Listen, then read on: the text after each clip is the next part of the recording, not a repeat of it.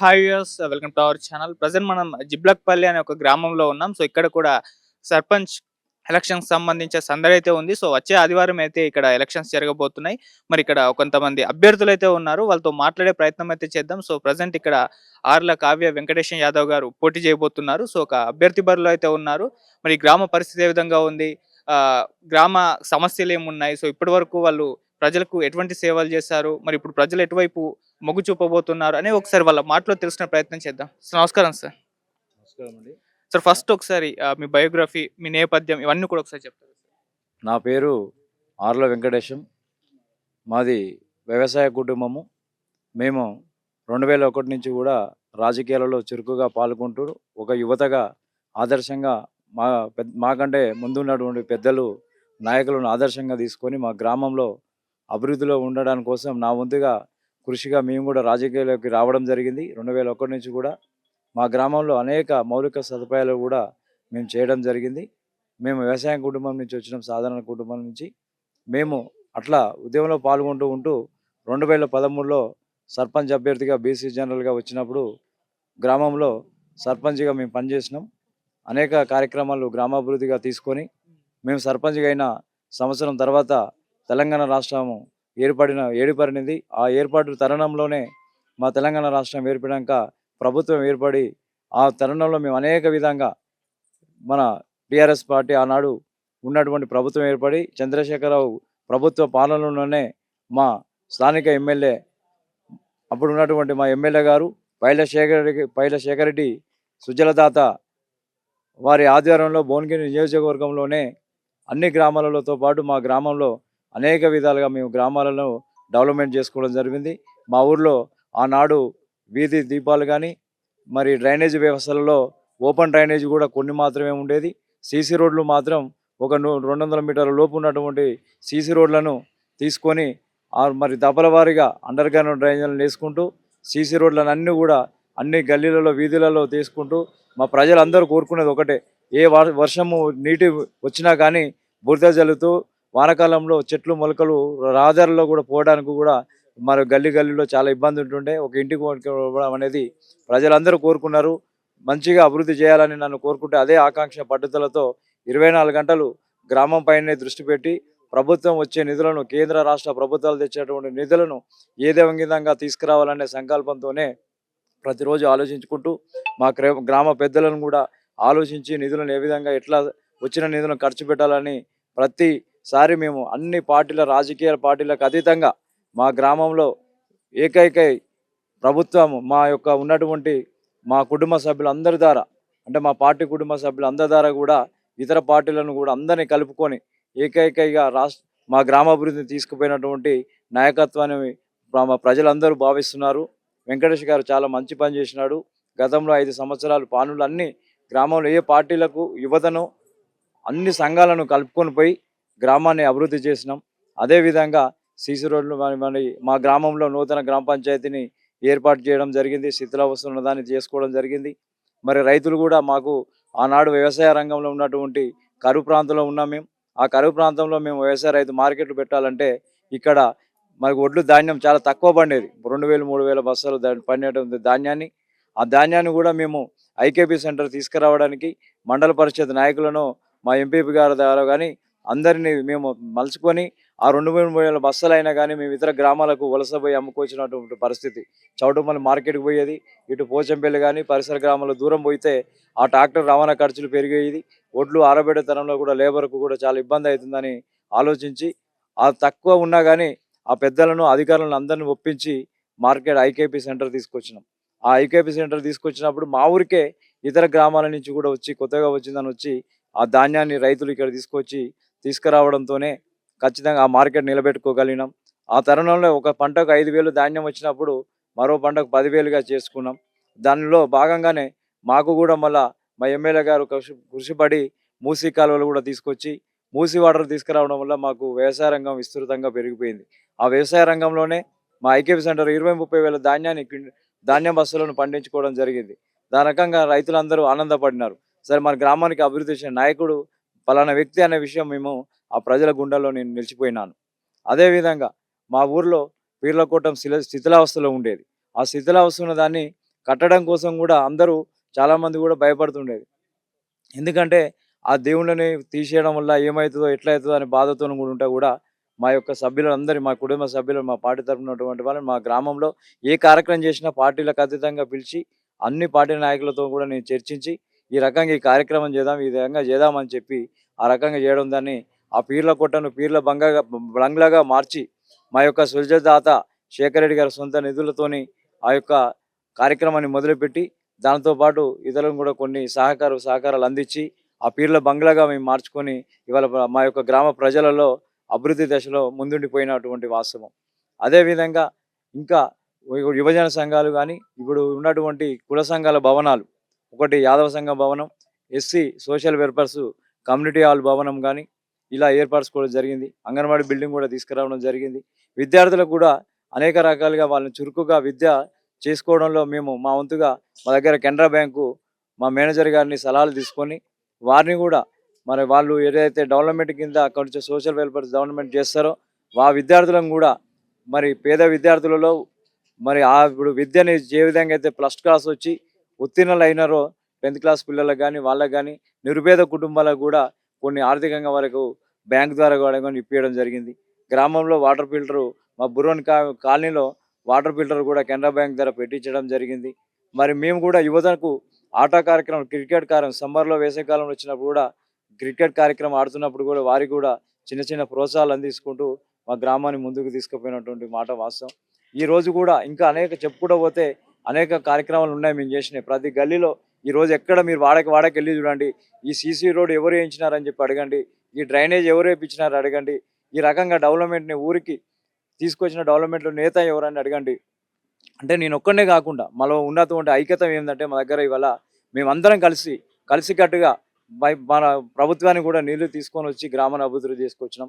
మేము ప్రజలలో ఎవరికైనా ఇబ్బంది అయినప్పుడు కూడా ఆరోగ్యంగా లేనప్పుడు కూడా సీఎం రిలీఫ్ ఫండ్ కోసం కానీ కళ్యాణ లక్ష్యం కోసం కానీ వివిధ రకాల కార్యక్రమం ఏ జరిగినా కానీ మా నాయకత్వం ఒకటే. నేను పోయినా ఇంకో మా నాయకులు పోయినా మా ఎంపీటీసీ జంగారెడ్డి గాని పోయినా మా అధ్యక్షుల వారు పోయినా మా కార్యకర్తలు ఎవరు పోయినా కానీ ప్రజలలో ఇబ్బంది అయిన కుటుంబం మన దగ్గరకు వస్తుంది కాబట్టి ఆ కుటుంబాన్ని మేము అందరం కూడా హక్కున చేర్చుకొని అక్కడ ప్రభుత్వం దగ్గర ఉన్నటువంటి అధికారుల దగ్గరికి వెళ్ళినా మా నాయకుల దగ్గరికి వెళ్ళినా వారి కార్యక్రమాలలో అన్నీ కూడా తీసుకొని పోయి వాళ్ళ పేపర్లు అన్నీ కూడా ఇచ్చి మళ్ళీ సక్రమంగా ఆ బిల్లులు తీసుకొని వచ్చి ఆ డబ్బులు ప్రజల చేత ప్రజలకు అందించడం జరిగింది.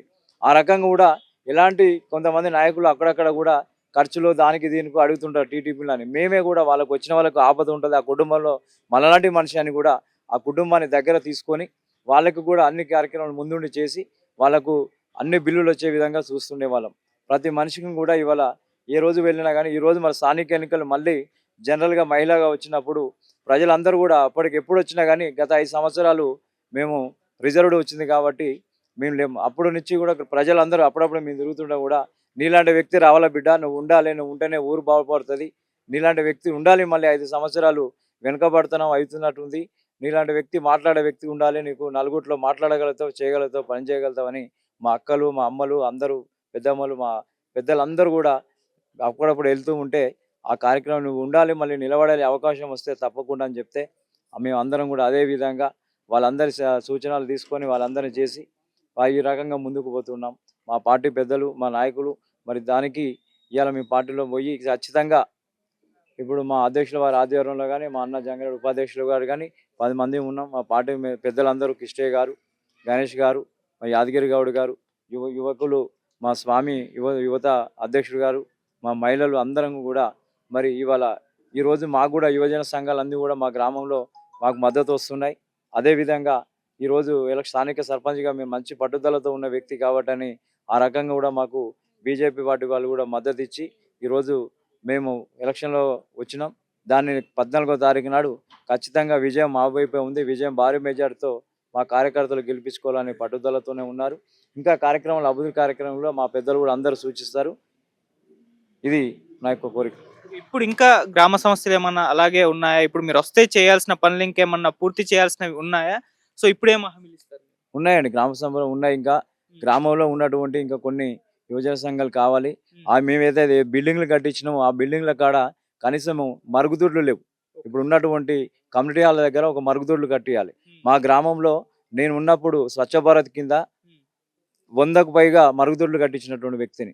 అవి కేవలం 100 మంది మూవ్‌మెంట్ చేసి ప్రతి ఇంటికి ఎలక్షన్‌లలో అయితే వస్తే ఏ విధంగా తిరుగుతానో, ఆ విధంగా ప్రతి ఇంటికి పోయి ఎవరికైతే మరుగుదొడ్డి లేదో, ఆ మరుగుదొడ్డి కట్టించుకొని అవగాహన చేయించి, ప్రతిరోజు ఉదయం లేవంగానే మా టీము ఆఫీసర్లు, ఆ గ్రామ నాయకులము, ప్రభుత్వ తరపున మా గ్రామ పంచాయతీ సిబ్బందిని తీసుకొని పోయి 6 గంటలకు 5:30కు తెల్లారంగానే వాళ్ళ బెల్ కొట్టి, వాళ్ళ ఇంటికి డోర్ కొట్టి, "అమ్మ మీ మరుగుదొడ్డి కట్టుకోండి" అని చెప్తే, వాళ్ళు కూడా కొన్ని రకంగా కూడా రకరకాల సమస్యలు ఫేస్ చేసిర్రు. వాళ్ళు కూడా చెప్పింది కూడా కరెక్టే.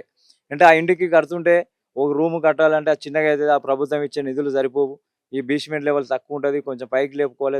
తర్వాత కడితే అవగాహన చెప్పి, అమ్మ అట్లా కాదు మనం మహిళలం పోయి తెల్లారుజామున మన ఊరికి ఒక ఈగలు, దోమలు అన్నీ కూడా ఎళ్ళిపడతాయి. గ్రామంలో పారిశుద్ధంగా, శుభ్రంగా ఉండాలంటే చెప్పి, మేమే స్వయంగా ట్రాక్టర్ పెట్టి మెటీరియల్ తీసుకొనొచ్చి, ఆ రింగులను కూడా చౌటుపలు, ఇటు పోచంపల్లి మధ్యలో తీసుకొని పోయి మా తమ్ముడు లింగస్వామి నాతో పాటు కూడా యువతగా ఉండి, ఇంకా అందరం కూడా మరి స్వచ్ఛందంగా వచ్చి మేము ఒక 30 రోజులనే 100 బాత్రూమ్ టాయిలెట్స్‌ని స్వచ్ఛ భారత్‌గా కట్టించుకోగలిగినాం. ఇప్పుడు కూడా మేము మిగిలిన పనులు అక్కడక్కడ మా 2, 3 సంఘాలున్నాయి. ఆ 2, 3 సంఘాలకు అక్కడ ఉన్నటువంటి నా లక్ష్యం ఏందంటే మరుగుదొడ్డి లేకుండా ఉండాలని ఇంటికి నెరవేర్చిన. ఇప్పుడు రేపు సంఘంలో పక్కన ఉన్నా గానీ, అక్కడ కూడా ఆ కార్యక్రమం వాళ్ళు హాల్‌లో మీటింగ్ పెట్టుకున్నప్పుడు ఏ మీటింగ్ పెట్టుకున్నా గానీ, పరిశుభ్రత పాటించాలని గానీ, మొదటిగా అది ఆ పరిశుభ్రత పాటించేటట్టు దాన్ని చేస్తాం. ఆ మరుగుదొడ్లు సంఘాల దగ్గర మరుగుదొడ్లు కట్టిస్తాం. తప్పకుండా గ్రామ పంచాయతీలో ఉన్నటువంటి మంచినీళ్ళు ఫిల్టర్ ద్వారా కూడా మేము ఇప్పుడు ఉచితంగా పంపిణీ చేయాలనుకుంటున్నాం. ప్రతి గ్రామంలో ఉన్నటువంటి కుటుంబానికి గ్రామ పంచాయతీ ఫిల్టర్ ద్వారా ఖచ్చితంగా ఆ ఫిల్టర్‌ను కూడా ఉచితంగా వాటర్ పంపిణీ చేస్తానని మా అందరికి కూడా మీ ముందు కూడా నెరవేరుస్తానని హామీ ఇస్తున్నాం. అదేవిధంగా గ్రామ పంచాయతీ కూడా ఇంకా నెరవేరుస్తాం. టాక్సీల ద్వారా కూడా ఆలోచించి దాంట్లో కూడా సవరణ చేసి ఇంకా దాన్ని కూడా తగ్గించే ప్రయత్నం చేసే ఆలోచనలు కూడా చేస్తూ ఉన్నాం. తప్పకుండా గ్రామ పంచాయతీ టాక్స్‌ని కూడా గ్రామాలలో కొంచెం ఎక్కువగా ఉన్నది కాబట్టి దాన్ని కూడా ఒక 30% అంటే ప్రభుత్వ నిబంధనల ప్రకారం ఎంత మేరకైతే తగ్గిస్తారో దానికంటే మేము ఆలోచించి ఇంకో 20% అంటే రోలర్‌గా ఒక 50% వరకు మరి సడలించే ప్రయత్నం చేస్తామని మా ప్రజలకు కూడా మరి ఈరోజే ఇప్పుడే మీ ముందే హామీ ఇవ్వాలని ఇస్తూ ఉన్నాం. ఇంకా మా గ్రామంలో ఇంకా కొన్ని సీసీ రోడ్లు, గ్రంథాలయం ఒకటి ఉంది. గ్రంథాలయం కూడా తప్పకుండా మేము ఏర్పాటు చేస్తాం. స్వచ్ఛందంగా మా యొక్క పార్టీ తరఫున గానీ మేము మా గ్రామంలో యువ సంఘాలను కలుపుకొని గ్రంథాలయాన్ని తప్పకుండా ఏర్పాటు చేస్తాం. మీరు రాంగానే మొదటగా గ్రంథాలయాన్ని ఏర్పాటు చేస్తాం. అదేవిధంగా మా కొంతమంది ఉద్యమకారులు తెలంగాణ అమరవీరుల త్యాగాలు చేసినటువంటి ఉద్యమాలను కూడా మా యొక్క పెద్దలందరూ కూడా మా యొక్క నాయకులు ఎక్కడ పోయినా కానీ కోరుకుంటున్నారు. కొన్ని క్యాస విగ్రహాలు మాకు పెట్టాలని మా ముందుకు తీసుకొచ్చినారు. సరే మరి ఇప్పుడు ఎలక్షన్ టైంలో అలాంటి హామీ ఇచ్చో ఏవో మరి అనలేకపోతున్నాం. తప్పకుండా వారు కూడా వాళ్ళ కోరిక మేరకు కూడా మేము తప్పకుండా అవన్నీ నెరవేరుస్తాం. మాది అభివృద్ధే మాది లక్ష్యం. ఎక్కడైనా అభివృద్ధి చేయగలుగుతామనే మేము చెప్తున్నాం. పాఠశాలలో కూడా మళ్ళీ మేము ఉన్నప్పుడే విద్యా బోధన మంచిగుండేది. ఆ విద్యా బోధన కుంటుపడుతుందని చెప్తే పిల్లలను కూడా మళ్ళీ మూవ్‌మెంట్ చేపించి ఆ రకంగా కూడా చేస్తాం. గ్రామ పాలన సంపూర్ణంగా ప్రజలందరూ మెచ్చి కోరుకునే తెచ్చే విధంగా మేము గతంలో ఏ మచ్చ లేని పాలన 5 సంవత్సరాలు చేసినాం. ఆ తర్వాత మళ్ళీ దిగిపోయినాక కూడా 6, 7 సంవత్సరాలు ఎన్నికల్లో వచ్చినా గానీ గ్రామాన్ని కాపాడుకుంటూ ప్రతిరోజు నేను ఊర్లో ఉంటాను. ఊర్లో నా వ్యవసాయ పనులు చేసుకుంటూ గ్రామంలో ఎలాంటి చిన్న చితక పంచాయతీ వచ్చినా గానీ ఆ ప్రజల మధ్యకు పోయి ఆ వ్యక్తులకు వాళ్ళిద్దరి మధ్యలో తేడా వచ్చినా గానీ మేమే వారిని సమన్వయం చేసి అనుకోకుండా వచ్చినటువంటి పంచాయతీలను మీరు కుటుంబాల విధంగా ఎక్కువగా పెద్దగా చేసుకోవద్దని చెప్పి వాళ్ళని అవేర్‌నెస్ చేసి సాధ్యమైనంత వరకు మేము సమస్యను మా ఊరు దాటకుండానే సమస్యని ఊర్లో కూర్చోబెట్టి మా పెద్ద మనుషులందరం గ్రామంలో ఏ పంచాయతీ చేసినా పార్టీలకు అతీతంగానే అందరం కలుపుకొని పోయి ఆ తీర్మానాలు చేసి ఆ పేరున్నటువంటి వ్యక్తులం కాబట్టి అలా చేయడానికి ముందు పోతున్నాం. ఇంకా అభివృద్ధి కార్యక్రమాలు ఉన్నాయి. దాన్ని కూడా నెరవేరుస్తాం. తప్పకుండా మాకు ఒక డబుల్ బెడ్‌రూమ్ పెండింగ్‌లో ఉంది. గతంలో మేము గ్రామ పంచాయతీ మరి పాలకవర్గం ఉన్నప్పుడు గ్రామ పంచాయతీ డబుల్ బెడ్‌రూమ్ ఉండే. ఆ డబుల్ బెడ్‌రూమ్ గ్రామ పంచాయతీలో జాబితా 3 సార్లు అది గ్రామ సభ మీటింగ్ పెట్టిన తర్వాత ఎవరైతే లబ్ధిదారులు ఉన్నారో ఆళ్ళ లబ్ధిదారులు చేకూర్చి మొత్తం పూర్తిగా లబ్ధిదారుల సవరణ అయిపోయింది. ఆ 34 డబుల్ బెడ్‌రూమ్‌లు ఉన్న అయన్నీ అయిపోయినాయి. దాన్ని కూడా తక్షణమే మేము వచ్చిన తర్వాత ప్రభుత్వ అధికారుల చేత నిర్ణయించుకొని ఎవరికైతే మళ్ళీ ఉన్నటువంటి వాళ్ళు కొత్తగా వచ్చినటువంటి వాళ్ళు ఈ మధ్యన కొన్ని ఇండ్లు వచ్చినట్టు ఉన్నాయి. వాళ్ళ పేర్లు వచ్చిన వాళ్ళని కలుపుకొని తీసి మిగతా వారిని కూడా ఇప్పుడు ఎవరైతే ఉన్నారో వాళ్ళని అట్లాగే ఉంచి లేని వారిని కూడా కల్పించే విధంగా అతి త్వరలోనే మేము ఆ డబుల్ బెడ్‌రూమ్ కార్యక్రమాన్ని కూడా ప్రారంభిస్తాం. పేదల కుటుంబాలు ఉన్నారు కాబట్టి ఆ విధంగా ప్రారంభిస్తాం. ఇంకా మా ప్రజలకు కూడా హామీలు ఇస్తున్నాం. తప్పకుండా మేము మా వంతు సాధ్యమైనంత నెరవేర్చి మళ్ళీ జరగబోయే 5 సంవత్సరాల పాలనలో మా కార్యకర్తలందరూ కూడా విజయ దిశలో ముందుకు పోతున్నాం కాబట్టి మచ్చలేని పాలన మళ్ళీ 5 సంవత్సరాలు గ్రామానికి సేవ చేసే అవకాశం కూడా కావ్య వెంకటేశ్వర ద్వారా కల్పిస్తారని కోరుకుంటూ గతంలో ఏ విధంగా అయితే చేసినామో అంతకంటే ఎక్కువ అభివృద్ధిని మేము గతంలో పట్టుదలతో ఉన్నాం. రామాలయం గుడి కూడా మా గ్రామ పెద్దలందరూ మా గ్రామ పెద్దలందరం కూడా గ్రామ ప్రజలు ముక్కోటి కంఠంతో ఒక్కరు పార్టీలకు అతీతంగా ఏ వ్యక్తి ఆ వ్యక్తి అని కాదు, ఆ రామాలయం కంఠం గుడి అనేది మాకు అవసరం ఉండే ఆ గుడిని కూడా మేము మంచిగా నిర్మించుకొని పండుగ కార్యక్రమాలను కూడా కొనతా ఉన్నాయి. ఆ కోరిక అనేది మా గ్రామ ప్రజలందరికీ నెరవేరింది. అట్లాంటి కార్యక్రమాలు కూడా ఇంకా మళ్ళీ కొన్ని కార్యక్రమాలు ఉన్నాయి, అవన్నీ కూడా చేపడతామని మీ ముందు ప్రజల ముందు నేను హామీ ఇస్తే తెలియజేస్తున్నాను. Thank you and all the best.